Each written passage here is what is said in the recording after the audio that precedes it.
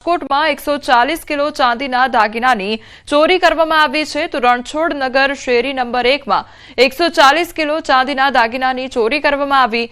તસ્કરો રાત્રિના સમયે પટેલ વેપારીના ઘરમાં ઘૂસીને ચાંદીના દાગીના ચોરી ગયા હતા તો અતુલ પટેલ નામના વેપારીએ ધારાસભ્ય ઉદય કાનગડને જાણ કરી ઘટનાની ત્વરિત પોલીસને જાણ કરવામાં આવી। ડીસીપી ક્રાઇમ તેમજ બી ડિવિઝન પોલીસ ક્રાઇમ બ્રાન્ચની ટીમ તપાસમાં જોડાયા છે। એસોસિએશનના મેમ્બર છે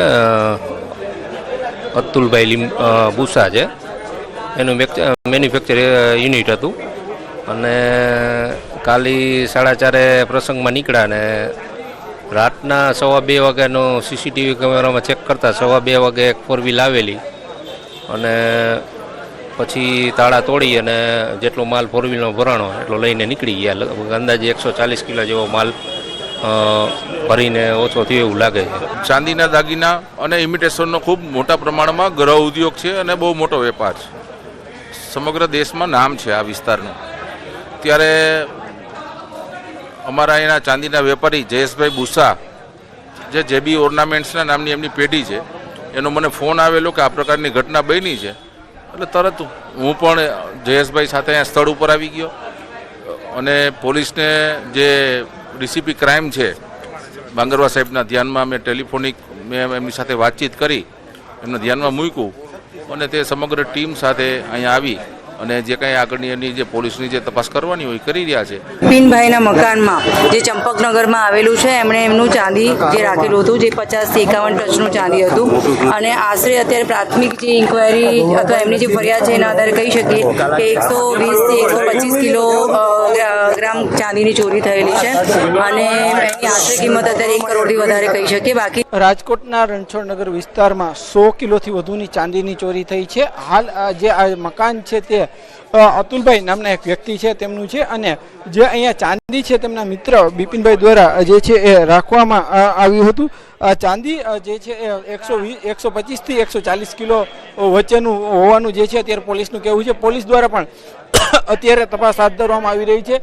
જે રીતના જે છે હાલ જે અત્યારે અલગ અલગ એ ડિવિઝન પોલીસ અલગ અલગ જે ટીમ છે તે પહોંચી રહી છે, ડીસીપી સહિતના પોલીસ અધિકારીઓ અત્યારે પહોંચી રહ્યા છે। આ મકાન છે તેની અંદર ચાંદી રાખવામાં આવ્યું છે। છેલ્લા થોડા દિવસથી આ ચાંદીના ભાવ પણ આસમાને પહોંચ્યા છે, ત્યારે અત્યારે જે ચાંદીના ભાવ છે જેના લઈને અત્યારે જે છે અત્યારે અહીં ચોરી થઈ રહી છે। ખાસ કરીને જે આ વિસ્તારમાં આવેલા સીસીટીવી ફૂટેજના આધારે પોલીસ દ્વારા તપાસ આગળની હાથ ધરવામાં આવી છે। હાર્દિક જોશી, ન્યૂઝ 18 ગુજરાતી, રાજકોટ।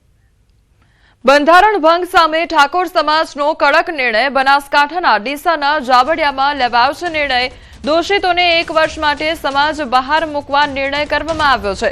સામાજિક આર્થિક ધંધાકીય બાબતમાં સહકાર નહીં, જે પણ વ્યક્તિ સાથ આપશે તેને પણ દોષિત ગણવામાં આવશે। સોશિયલ મીડિયામાં પણ દોષિતોના બોયકોટનો નિર્ણય કરવામાં આવ્યો છે। ફોલોઅર્સ પણ દોષિતોને અનફોલો કરે તેવી અપીલ કરવામાં આવી છે। તો બનાસકાંઠાનો આ મામલો સામે આવ્યો છે કે જ્યાં સમાજ દ્વારા હવે ગંભીર નિર્ણય લેવામાં આવ્યો છે। જે બંધારણ ઘડવામાં આવ્યું હતું તેનો ભંગ કરવામાં આવ્યો હોય તે પ્રકારની ઘટના બની હતી અને ત્યારબાદ હવે આ ઠાકોર સમાજ દ્વારા કડક નિર્ણય લેવામાં આવ્યો છે। બનાસકાંઠાના ડીસાના જાબડિયામાં આ નિર્ણય લેવાયો। દોષિતોને 1 વર્ષ માટે સમાજ બહાર મૂકવા માટેનો નિર્ણય કરવામાં આવ્યો છે। તો સામાજિક આર્થિક ધંધાકીય બાબતમાં કોઈ પણ સહકાર નહીં આપવામાં આવે અને જે વ્યક્તિ તેમને સાથ સહકાર આપશે તેમને પણ દોષિત ગણવામાં આવશે। સોશિયલ મીડિયામાં પણ દોષિતોને બોયકોટ કરવાનો નિર્ણય કરવામાં આવ્યો છે। ફોલોઅર્સ પણ જે છે તે દોષિતોને અનફોલો કરે તેવી પણ લોકોને અપીલ કરવામાં આવી છે। સંવાદદાતા કિશોર અમારી સાથે જોડાઈ ગયા છે। કિશોર, ઠાકોર સમાજ દ્વારા આ નિર્ણય મહત્વનો લેવામાં આવ્યો છે બંધારણના ભંગ મામલે, શું તેમના દ્વારા નિર્ણયો કરવામાં આવ્યા છે અને શું અપીલ કરવામાં આવી છે? ચોક્કસથી કોમલ, અત્યારે જે છે તે ઠાકોર સમાજની જે બેઠક છે તે જાંબડિયા ગામે ચાલી રહી છે। આ બેઠકની અંદર કાંકરેજના ધારાસભ્ય સહિત પૂર્વ ધારાસભ્ય અને ઠાકોર સમાજના આગેવાનો આવ્યા છે। અત્યારે એક નિર્ણય લેવામાં આવ્યો છે કે જે જાબડિયા ગામે ઠાકોર સમાજના જે 3 લોકો હતા જેમને આ બંધારણ તોડ્યું છે તેમને 1 વર્ષ માટે સમાજ બહાર મૂકવાનો નિર્ણય કરાયો છે. સામાજિક, આર્થિક, ધંધાકીય બાબતોનો સાથ સહકાર આપવો નહીં અને જે સાથ સહકાર આપશે તેને પણ દોષિત ગણાશે તેવો નિર્ણય કરાયો છે. તે ઉપરાંત જે આ 3 લોકો છે તેમને સોશિયલ મીડિયામાં જે ફોલો કરી રહ્યા છે તેને પણ અનફોલો કરવાની પણ અપીલ કરાઈ છે અને 1 વર્ષ બાદ જે ઠાકોર સમાજના બંધારણની જે મિટિંગ યોજાશે ત્યારે આ પરિવારને દંડ સાથે જે છે તે ઠાકોર સમાજની અંદર લેવામાં આવશે તેવો પણ નિર્ણય કરાયો છે અને હવે ટૂંક જ સમયમાં જે આ 3 લોકો છે તે 3 લોકોના નામ કાંકરેજના ધારાસભ્ય અમૃતજી ઠાકોર જે છે તે રજૂ કરવાના છે. કોમલ. જી કિશોર, સમગ્ર માહિતી બદલ આપનો આભાર. નવસારીમાં ચોરને પકડવા માટે પોલીસનું ઓપરેશન હાથ ધરવામાં આવ્યું. બિલીમોરા પોલીસનું ચોરને પકડવા ઓપરેશન હાથ ધરાયું. પીઆઈ આરોપીને પકડવા નદીમાં કૂદ્યા. મંદિરમાંથી ચોરી કરીને ભાગતા ચોરને નદીમાંથી પકડ્યો. ગણદેવી તાલુકાના દેસરા ગામના મંદિરમાંથી ચોરી કરવામાં આવી હતી. સ્થાનિક ગામ લોકોએ ચોરનો પીછો કરતા ચોરટાઓ અંબિકા નદીમાં કૂદ્યા હતા. તો અંબિકા નદીમાંથી સ્થાનિક તરવૈયા તેમજ બિલીમોરા પોલીસ સ્ટેશનના પીઆઈ અને આ ઉપરાંત જવાનોએ સ્થાનિક તરવૈયાઓ સાથે નદીમાં કૂદી અને ચોરને પકડ્યા હતા. બિલીમોરા પોલીસ દ્વારા નદીના પટમાં મુદ્દામાલ શોધવાની કામગીરી હાથ ધરવામાં આવી. તો ઘટનાની જાણ થતાં નાયબ જિલ્લા પોલીસ અધિક્ષક સહિત પોલીસ અધિકારીઓ ઘટનાસ્થળે પહોંચ્યા હતા. આરોપીને પકડવા પોલીસ દ્વારા કરાયેલ દિલધડક ઓપરેશનના ડ્રોન વિડીયો પણ સામે આવ્યા છે. તો નવસારીની આ ઘટના સામે આવી છે કે જ્યાં મંદિરમાં ચોરીને અંજામ આપવામાં આવ્યો હતો અને ચોર ત્યાંથી નાસી છૂટ્યા હતા, પરંતુ ત્યારબાદ પોલીસની ટીમ ઘટનાસ્થળે પહોંચી આવી હતી અને પીઆઈ દ્વારા જે ચોરો છે તેમને પકડી પાડવામાં આવ્યા હતા. પીઆઈ પોતે નદીમાં કૂદ્યા હતા ચોરને પકડવા માટે. તો આજુબાજુ જે ગામના લોકો હતા તે લોકો પણ દોડી આવ્યા હતા. બીજી તરફ જે દિલધડક રેસ્ક્યુ કરવામાં આવ્યું હતું તેના ડ્રોન વિડીયો પણ સામે આવ્યા છે. મંદિરની જે સામગ્રી હતી તે પણ મેળવી લેવામાં આવી છે. પાણીમાં અંબિકા નદીની અંદર કૂદી અને આરોપીઓને ચારે તરફથી ઘેરી લીધેલા. હોડીનો પણ સહકાર લઈ હોડીનો પણ ઉપયોગ કરી અને તેને ઘેરી અને આમ અને ગ્રામજનોએ પણ ખૂબ જ દેસરા ગ્રામજનોનો પણ અમે પોલીસ આભાર માને છે.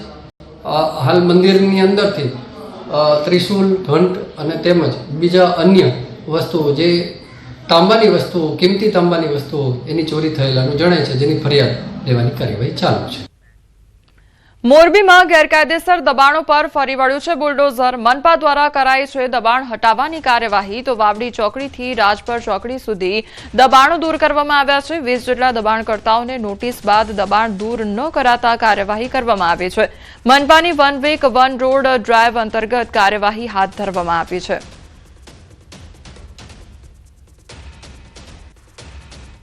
કોર્પોરેશન દ્વારા જેટલા પણ દબાણો છે એ તમામ દૂર કરવાની કાર્યવાહી ચાલુ કરવામાં આવેલ છે. 5 જેટલા ઈસમોએ જે દબાણ કરેલું હતું એ લોકોની ફેન્સિંગ અથવા શેડના દબાણો હતા, ફ્લેટની કમ્પાઉન્ડ વોલ હોય એ દબાણો હતા, એ બધા દૂર કરવામાં આવેલા છે અને રાજપર ચોકડી સુધી કોર્પોરેશન દ્વારા આજે કાર્યવાહી કરવામાં આવશે.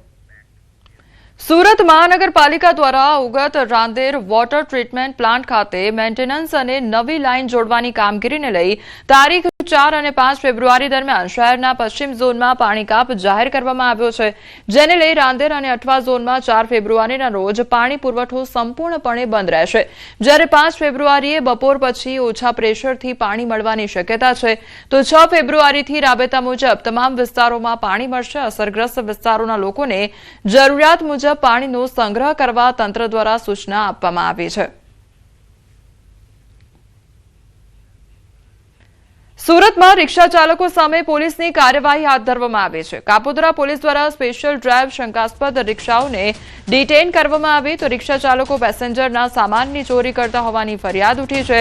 વહેલી સવારે કાપોદ્રામાં બસમાંથી ઉતરતા પેસેન્જરોની સામાનની ચોરી થાય છે. વહેલી સવારે કેટલાક રિક્ષા ચાલકો બહારથી આવી પેસેન્જરોના સામાનની ચોરી કરે છે. અનેક ફરિયાદો પોલીસને મળે છે. તો કુલ 20 જેટલી રિક્ષાઓ કબજે કરી રિક્ષા ચાલકોની ધરપકડ કરવામાં આવી છે. કાપોદ્રા પોલીસે જાહેરનામાનો ભંગ અને વધારે પેસેન્જરો બેસાડવાના ગુના નોંધવામાં આવ્યા હતા.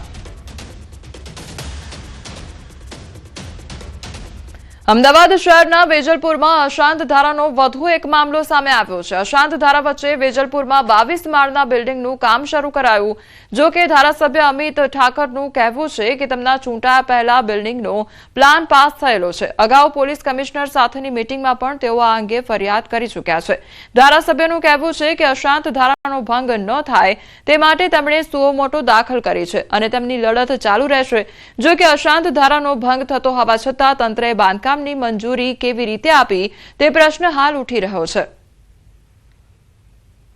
જે 22 માળનું મકાન એ મારા ચૂંટાયા પહેલેથી બની ગયું છે અને જેનો ચહેરો એ જુહાપુરા બાજુ છે, જે આ બાજુ નથી, અને એ મારા ચૂંટાયા પહેલા પણ બની ગયું છે. એટલે મને એવું લાગે છે કે અશાંત ધારાની અમારી જે લડત છે એ લડત જબરજસ્ત રીતે અમે લડી રહ્યા છીએ અને કોઈકે કીધું એટલા માટે નહીં, પણ સુઓ મોટો અમારી પોતાની જવાબદારી બને છે. અમારો જે પક્ષ છે, ભારતીય જનતા પાર્ટી પક્ષ, અમારું જે નેતૃત્વ છે એ લોકોના જાન માન મિલકતની રક્ષા કરવા માટે હંમેશ માટે એ લોકોએ એને પસંદ કર્યું છે અને અશાંત ધારો લાગુ પડે છે. એટલે અહીંયા આ જે સ્કીમ છે એ અહીંયા ગામવાળાનો બધાનો વિરોધ છે. અમારા વિજયભાઈ ઠાકોરના બધાનો આગેવાનોનો ગામના આ સ્કીમ અહીંયા ના બનવી જોઈએ. અમદાવાદમાં વધુ એક અશાંત ધારાનો મામલો સામે આવ્યો છે. વેજલપુર વિસ્તારમાં પોલીસ હેડક્વાર્ટરની સામે બની રહેલ 22 માળનું આ બિલ્ડિંગ જે છે તે વિવાદમાં સપડાયું છે. અશાંત ધારા વચ્ચે વેજલપુરમાં આ 22 માળના બિલ્ડિંગનું કામ જે છે તે ચાલી રહ્યું છે. વેજલપુરના ધારાસભ્ય અમિત ઠાકર જે છે આ બિલ્ડિંગના બાંધકામને લઈને વિરોધ કરતા રહ્યા અને તેમ છતાં આ બિલ્ડિંગ જે છે તે બની ગયું છે. અશાંત ધારાનો ભંગ થતો હોવા છતાં તંત્રએ આ બાંધકામને કેવી રીતે મંજૂરી આપી તે સવાલો જે છે તે અહીંયા ઉઠાવવામાં આવ્યા છે. અગાઉ પોલીસ કમિશનર સાથેની મિટિંગમાં પણ ધારાસભ્યએ આ મામલે જે છે તે ફરિયાદ કરી હતી અને હવે બિલ્ડિંગના મકાનો જે છે, જ્યારે આ બિલ્ડિંગ બની ગયું છે અને ત્યારે હવે આ બિલ્ડિંગના મકાનો વેચવા નહીં દેવામાં આવે તે પ્રકારનો દાવો જે છે તે ધારાસભ્ય અમિત ઠાકર દ્વારા કરવામાં આવ્યો છે. એટલે ક્યાંક ને ક્યાંક અશાંત ધારાનો મામલો જે અત્યારે જે જોવા મળી રહ્યો છે અને એ વિવાદ વચ્ચે અત્યારે આ મકરબા વિસ્તાર, જે વેજલપુરનું મકરબા પોલીસ હેડક્વાર્ટરની સામે જે આ બિલ્ડિંગ બની રહ્યું છે અને એ બિલ્ડિંગ અત્યારે વિવાદમાં જોવા મળી રહ્યું છે. કેમેરામેન હરીશ શર્મા સાથે સંજય ટાંક, ન્યૂઝ 18 ગુજરાતી, અમદાવાદ. એએમસીનું વર્ષ 2026-27નું વાર્ષિક ડ્રાફ્ટ બજેટ રજૂ. મનપા કમિશનર બંછાનિધિ પાની રજૂ કરશે. ડ્રાફ્ટ બજેટ રજૂ કર્યું છે ત્યારે શહેરના વિકાસ માટે 17,018 કરોડ ડ્રાફ્ટ બજેટ રજૂ અને સત્તા પક્ષ સમક્ષ રજૂ કર્યું છે બજેટ.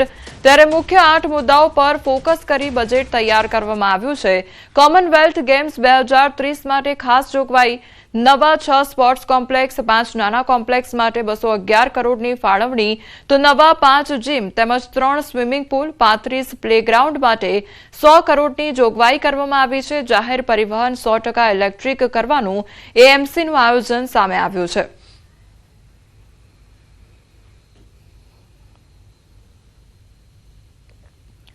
તો એમસીનું જે બજેટ છે તે રજૂ કરવામાં આવ્યું છે. 2026-27નું જે વાર્ષિક બજેટ છે તે રજૂ કરવામાં આવ્યું છે. તેમજ અનેક જોગવાઈઓ પણ કરવામાં આવી છે. 3 જેટલા જે સ્વિમિંગ પુલ છે તેમજ 35 પ્લેગ્રાઉન્ડ માટે 100 કરોડની જોગવાઈ કરવામાં આવી છે. જાહેર પરિવહન 100% ઇલેક્ટ્રિક કરવાનું એએમસી દ્વારા આયોજન કરવામાં આવ્યું છે. આ તરફ અમદાવાદની વીએસ હોસ્પિટલનું વર્ષ 2026-27 માટેનું બજેટ રજૂ કરવામાં આવ્યું. આ વર્ષે 5.77 કરોડના વધારા સાથે 212 કરોડનું બજેટ રજૂ કરવામાં આવ્યું છે. જેમાં મુખ્ય બિલ્ડિંગના સમારકામ માટે 2.5 કરોડની જોગવાઈ કરવામાં આવી છે. આ ઉપરાંત હેરિટેજ બિલ્ડિંગ, શેઠ ચિનાઈ પ્રસૂતિ ગૃહ હોસ્પિટલ માટે 1.5 કરોડ ખર્ચ કરવામાં આવશે. ત્યારે સાથે હોસ્પિટલની નર્સિંગ સ્કૂલ, હોસ્ટેલ બિલ્ડિંગનું તેમજ ટ્રોમા સેન્ટર બિલ્ડિંગ રિનોવેશન પણ કરવામાં આવશે. હોસ્પિટલમાં હાલ 200 બેડ કાર્યરત છે, જે ભવિષ્યમાં 500 બેડ કરવામાં આવશે. તો બીજી તરફ હાઈકોર્ટના આદેશ બાદ હોસ્પિટલમાં રહેલા જર્જરિત બિલ્ડિંગ દૂર કરવામાં આવશે. હોસ્પિટલની જે કુલ મળીને જે છે એ 212.87 કરોડમાંથી હોસ્પિટલની આવક 1.80 કરોડ છે અને ગુજરાત રાજ્ય સરકારની ગ્રાન્ટ પણ 2 કરોડની છે. એટલે રૂપિયા 209.7 કરોડ અમદાવાદ મ્યુનિસિપલ કોર્પોરેશન પાસેથી પણ ગ્રાન્ટ પેટે મેળવવામાં થાય છે. ત્યારે 200 બેડ જેટલા આપણે ની જે ફેસિલિટી ચાલુ છે અને આપણે ખાતરી આપી છે કે એ પ્રમાણે બાકીના 500 બેડ પણ આપણે ફરી એ રીતે કરી દઈશું જેમ આપણું રિસ્ક અને એ ઉપરાંત જે ચિનાઈ બિલ્ડિંગ પ્લસ આપણું જે હેરિટેજ બિલ્ડિંગ છે એના જે રિસ્ટોરેશન કરવાનું છે રિટ્રોફિટિંગનું કામ એ કામ પણ મંજૂર થઈ ગયું છે વ્યવસ્થાપક મંડળમાં હવે કામ ચાલુ થશે એટલે ત્યાં પણ આપણે બેડની સુવિધા કરી અને અલ્ટિમેટલી 500 બેડ આપણે કરી દઈશું. અમદાવાદના વીએસ હોસ્પિટલના બજેટને લઈને વિપક્ષ નેતા શહેજાદ ખાન પઠાણે પ્રતિક્રિયા આપી જેમાં તેમણે જણાવ્યું કે વીએસ હોસ્પિટલનું બજેટ રાખવાનો સત્તાપક્ષને કોઈ અધિકાર નથી. છેલ્લા 10 વર્ષમાં 1866.52 કરોડનું બજેટ મંજૂર થવા છતાં હોસ્પિટલનું નવીનીકરણ અને મૂળ સ્વરૂપે કામગીરી શરૂ કરવામાં સત્તાપક્ષ નિષ્ફળ રહ્યું છે.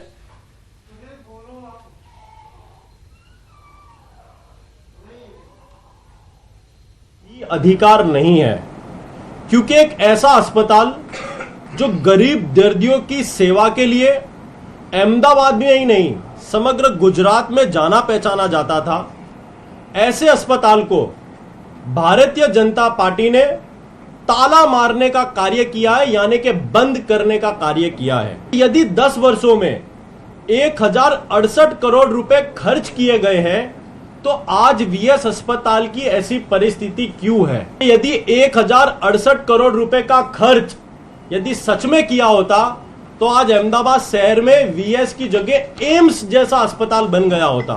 अहमदाबाद शहर की जनता को कोई भी फायदा नहीं होने वाला है.